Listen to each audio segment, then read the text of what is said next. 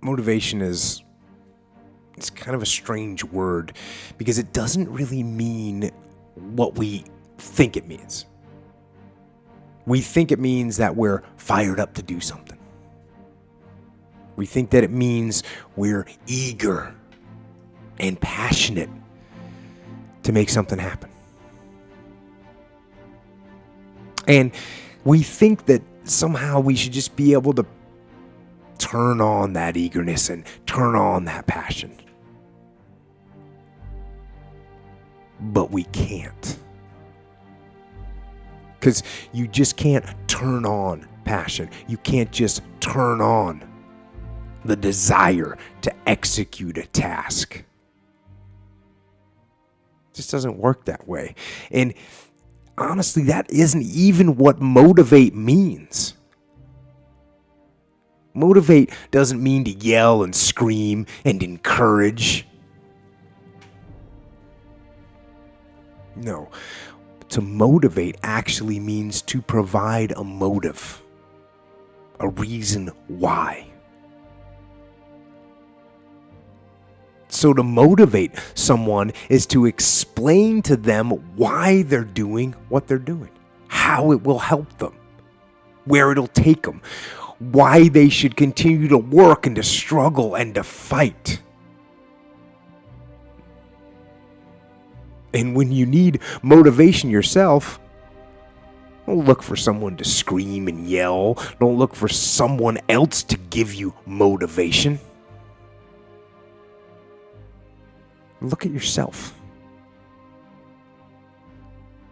Look at yourself and remind yourself why. Why you are doing what you are doing.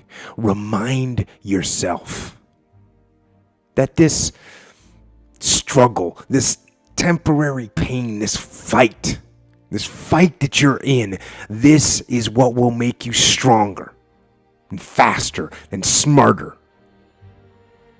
and better. If you believe life is short, you probably believe life is precious, right? So you should be grateful for life, right? Well, I tell people all the time, you know where real gratitude shows up? Real gratitude shows up in your calendar. Because if you're really thankful for life, you're using your time well, my friend.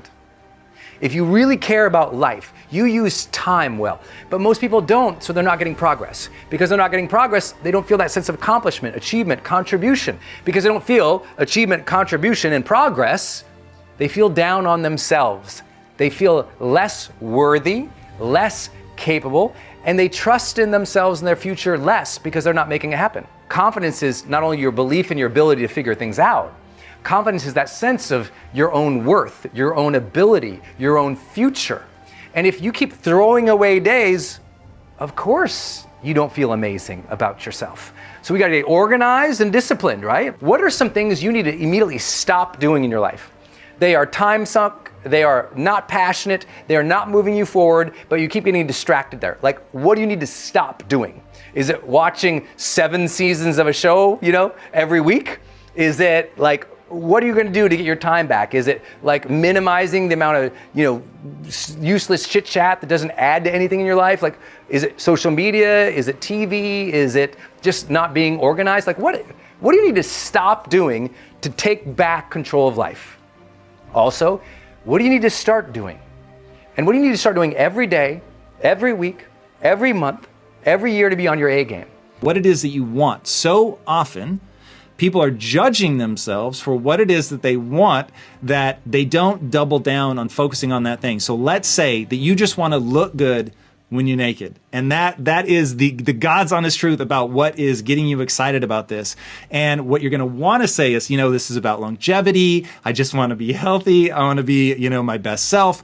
But in reality, you're just thinking about 6-pack abs, washboard stomach, or the way you look when you catch yourself in the mirror, whatever is real. Or if you're like me and you're a psychopath about wanting to live forever, and that really is the thing that motivates you, then lean into that. But don't let other people's judgments about what you should want color what you actually want. So That's the beginning. Focus on what is it you really want? What is it you really care about? Grab onto that, focus on that, start fantasizing about that again, spending time thinking about what it would be like to actually have that. Because you said a word in your question that I want to take exception to, which is that you want to find your motivation again. You don't find motivation, you build motivation. So we're going to build that motivation back up by admitting what we really want, by focusing on it and getting hype about it. And then we also want to find a way to really fall in love with the process. So what is it in the moment, in the act of actually working out, that you can get into?